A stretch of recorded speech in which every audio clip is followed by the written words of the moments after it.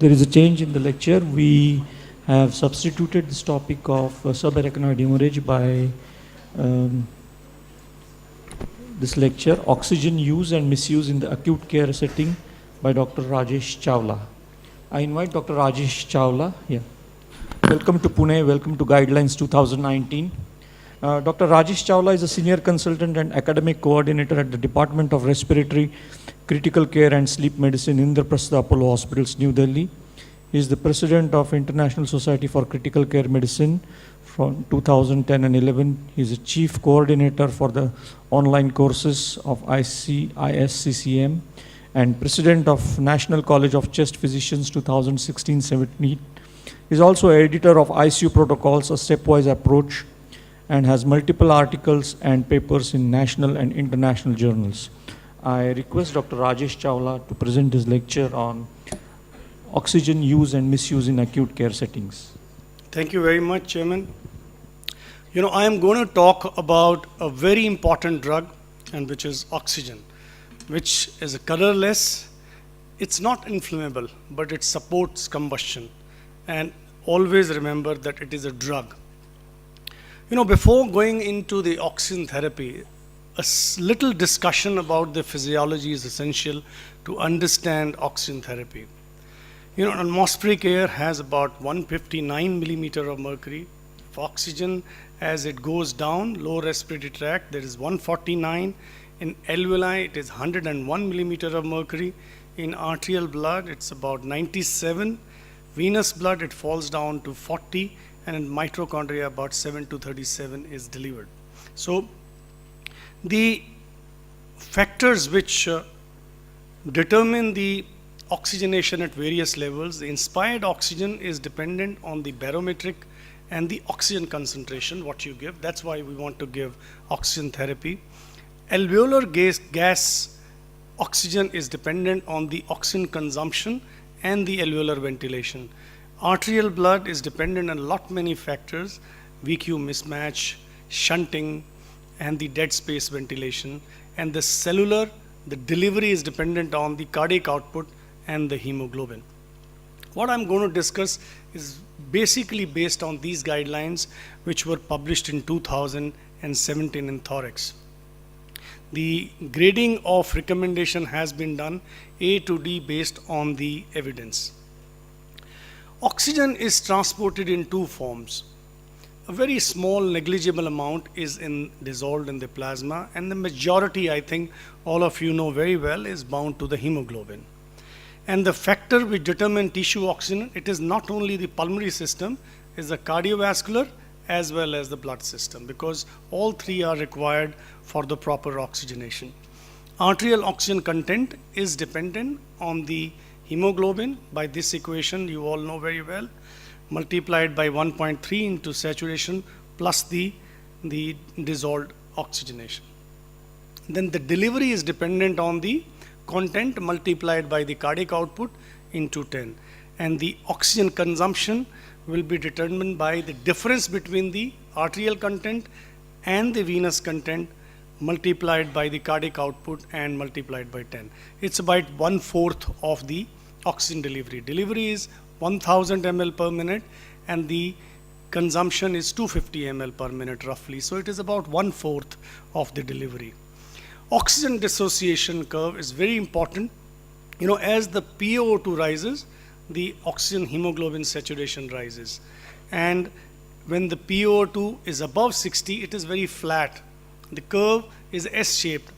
Beyond 60 millimeter of mercury, the saturation will not rise. But as you fall down, there is a quick fall in the saturation as you grow from 60 to 40. But as you can see, the hemoglobin saturation has fallen, but the PaO2 doesn't fall.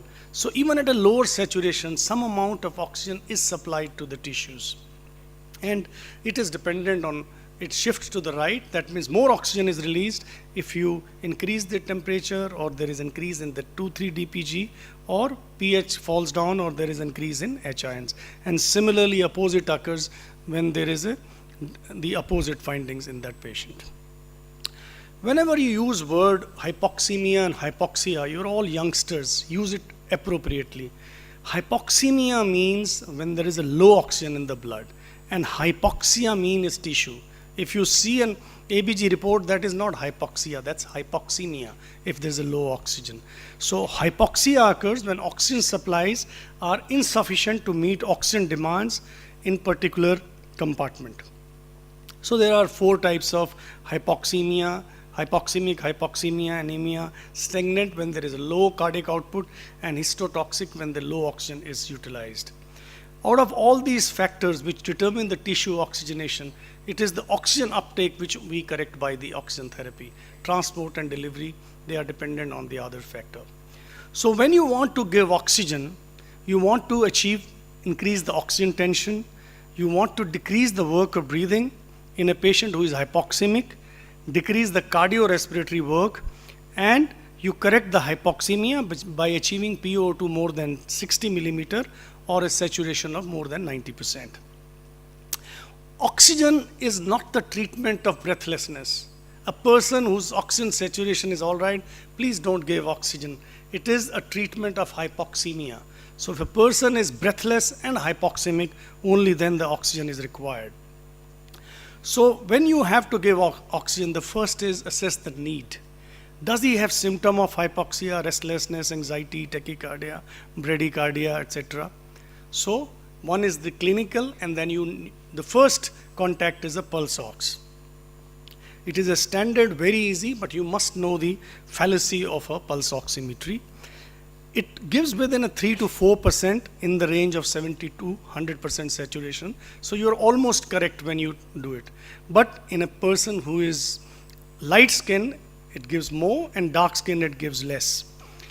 The pulse oximetry is also affected by nail polish, hypotension, hypothermia, vasoconstriction. May not work, like if the blood pressure is 50, it may be inaccurate in that individuals. Similarly, it may show high in a carboxy hemoglobin when there is a carbon monoxide poisoning. It may show higher SpO2, and methemoglobinemia, it may show lower SpO2. So for that you require a co-oximeter which can detect oxyhemoglobin, deoxy, which are detected by pulse ox. In addition, it can give you carboxyhemoglobin and methemoglobin.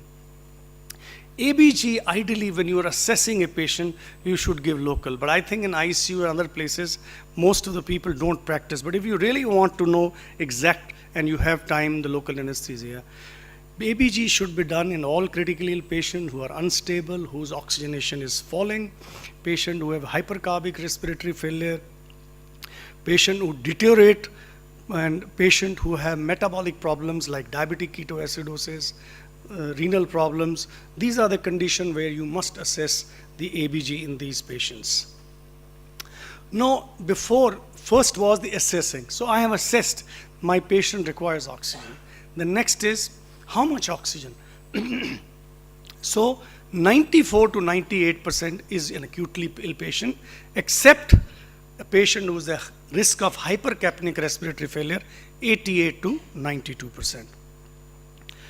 Then the third is to administer oxygen. For critically ill patients, high concentration oxygen should be administered immediately.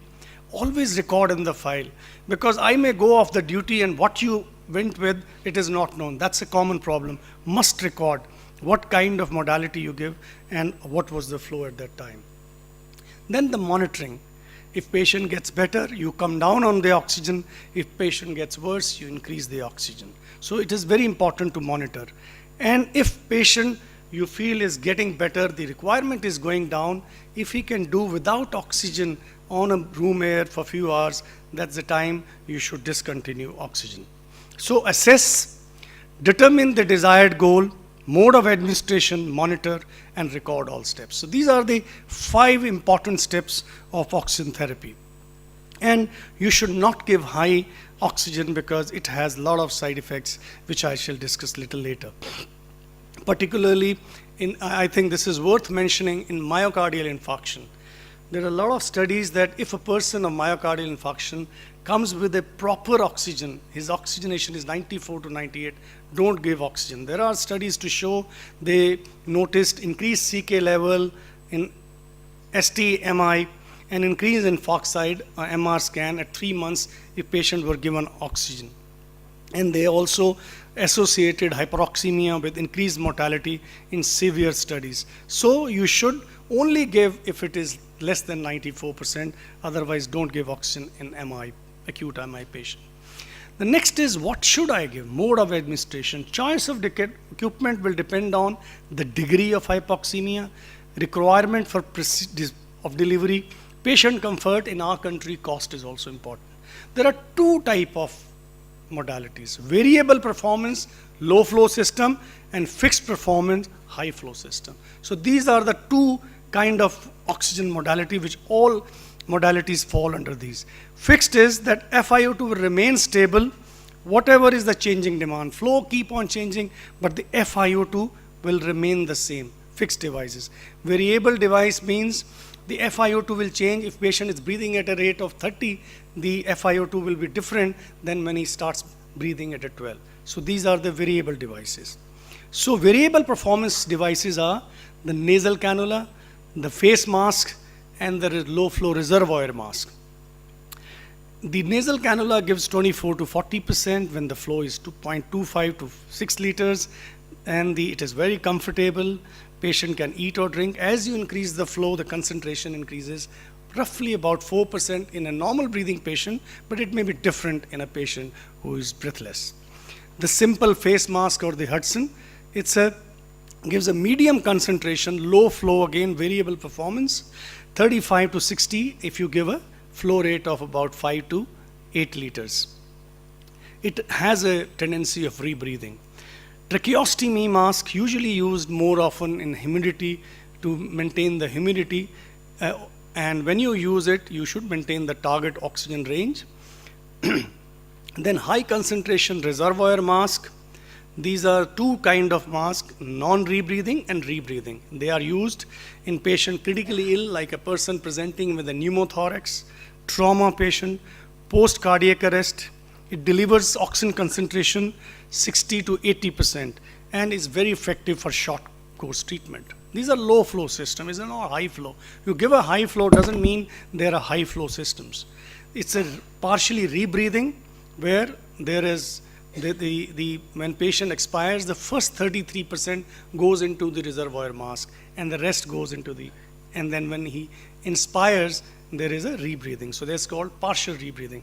The non-rebreathing has a wall, so it all goes out. So this partial rebreathing mask gives about 60 to 80%, and you maintain 8 liters and keep the bag full. Similarly, this is the 6 to 10, it will give 60% to 80%. Non-rebreathing can give 80 to 90%, the flow 10 to 15 liters. And this is the summary of the low flow variable performance. As you nasal cannula, simple face mask, partial rebreathing, and non-rebreathing mask. High flow systems, and the commonest is the Venturi, which is based on the Bernoulli principle. And there are different colors available based on the nozzle size. As you increase the flow and the concentration, the size of the nozzle increases. The air entrainment is a fixed. So whatever happens to the patient, it will give a fixed FiO2 if you fix up that Venturi and that flow on your oxygen supply. And there are different colors. It can give up to 24 to 60%. Then the new equipment is a high frequency nasal cannula. You know, normally when you give it 15 liters, it causes a lot of dryness, even if you give through a flow meter. But this high frequency nasal cannula, when you give through this, it can be heated, humidified nasal cannula. It is self-explanatory. You can give up to 50 liters, and gas is humidified, and you can give in patients of hypoxemic respiratory failure. And a lot of papers are comparing in NIV with the high flow nasal cannula in a mild ARDS or hypoxemic respiratory failure. So this is the modality which is probably going to replace in a mild ARDS or a mild hypoxemic failure patients where you use NIV. Then the oxygen flow meter, when you use, it should be at the center. You know, when the knob, it should be center. If you say 4 liter, this round knob should be at the center, then it is 4 liter, not the lower margin or the upper margins. And the sockets, the black socket, if you see it is air, not the oxygen, and the white which is oxygen. So these are very small. Now going on to the guidelines, critical illness which require high level of supplemental oxygen: cardiac arrest, shock, sepsis, major trauma, head injury, and carbon monoxide poisoning, where you need to give a high oxygen. As I said, that the oximeter does not give you, you need to do a co-oximetry and use. And there are conditions where you require a moderate level of supplemental oxygen, like the usual other causes of acute hypoxemic respiratory failure: hypoxemia, asthma, lung cancer, pneumothorax, pulmonary embolism, acute heart failure, etc. Conditions for which patients should be monitored closely, but oxygen therapy is not required unless patient is hypoxemic. Very, very important. Myocardial infarction, I already explained. Stroke, hyperventilating, young lady coming many a times, all of you must have seen, dysfunctional breathing. Poisoning with paraquat and bleomycin. The target is 85 to 88, not 94. If the saturation is 88, don't give oxygen. It will worsen the condition. Metabolic disorders. Then patients should be monitored closely, but oxygen therapy is not required. These patients like the hypercarbic respiratory failure, where you need to give 88 to 92% rather than 94 to 98%. And when the ABG is not available, you can start with the low flow 2 to 6 liters on a simple face mask, or 24 to 28% in the venti mask. And once the ABG is available, if PSCO2 is normal, then you can keep a target of 94 to 98%. Then the acute illness, as I said, 94 to 98%, but if patients suddenly become hypoxemic, you should try to maintain all the time more than 90%.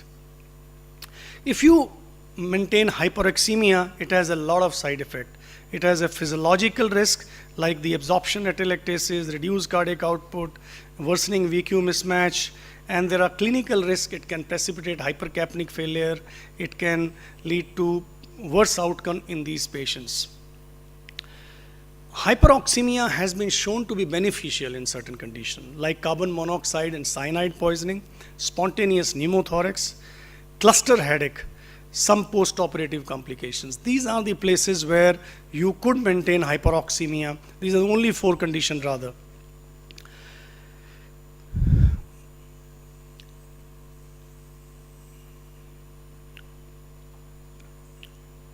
You know, when you are stopping and there is a sudden hypoxemia again, so you should observe when you stop oxygen, you must observe these patients. If there is a fall of more than 3%, these patients should be put on immediately on the oxygen.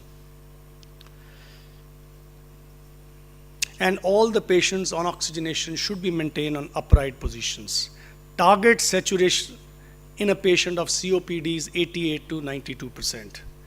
Similarly for the cystic fibrosis. In chronic musculoskeletal and neuromuscular disorders, again maintain 88 to 92%, but assess them for the need of NIV rather than giving them oxygen. Patient of obesity hypoventilation syndrome, you maintain 88 to 92%. And NIV should be considered, particularly COPD, neuromuscular disorder, morbid obesity, cystic fibrosis, who are at a risk of hypercapnic respiratory failure. Patient who presents with dysfunctional breathing, rule out organic illness. All person who are hyperventilating are not dysfunctional breathing. Rule out organic. Once you are sure there is no organic illness, then you maintain the normal saturation and don't give them oxygen. And rebreathing through a paper bag is really not recommended, which is practiced by many, and it can be disastrous. Poisoning, always maintain 94 to 98, except bleomycin and paraquat, where you maintain 85 to 88%. All metabolic endocrine renal disorders, 94 to 98. And the patient with respiratory failure due to neurological disorders, they should be repeatedly assessed for the need of non-invasive ventilation. Cluster headache, give them at 12 liters per minute. In OBS problems, if there is a hypoxemia, only give them oxygen. Otherwise, if they are dyspneic, please don't give them oxygen. You just need to maintain 94 to 98%. All endoscopies, bronchoscopies, you should maintain 94 to 98%. And all bronchoscopy preferably should be given, because there is always a chance of hypoxemia, should be given oxygen. In patient with a sleep disorder breathing, like the OHS or the obstructive sleep apnea, you should give them a CPAP first. If the CPAP is not maintaining oxygenation, then go for adding oxygenation and maintain 88 to 92%.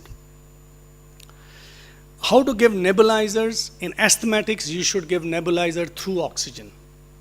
But if it is a COPD, don't give through oxygen.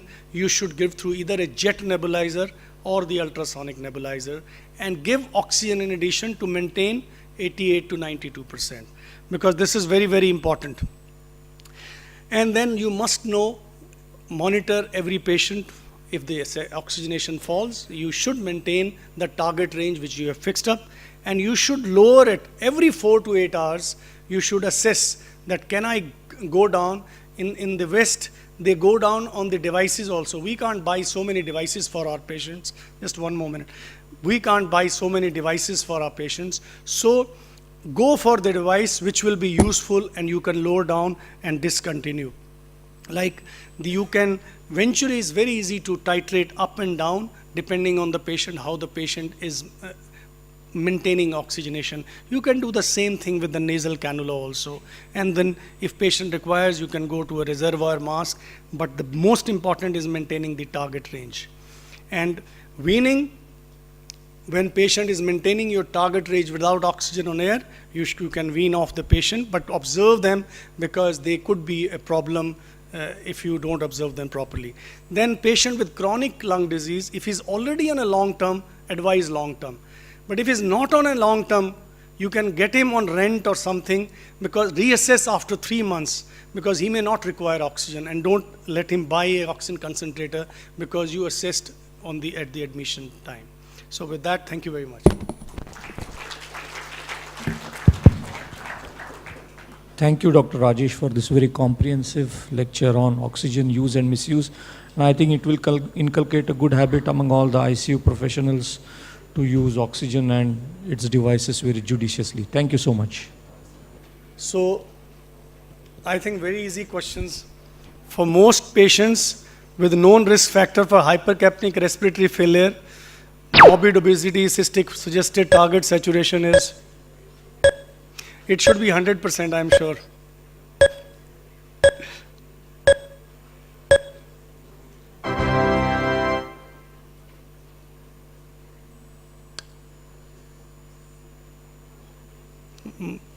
Okay. In hospitalized patient with pneumothorax, without drainage, with no risk of hypercapnic, following mode of oxygen delivery is recommended.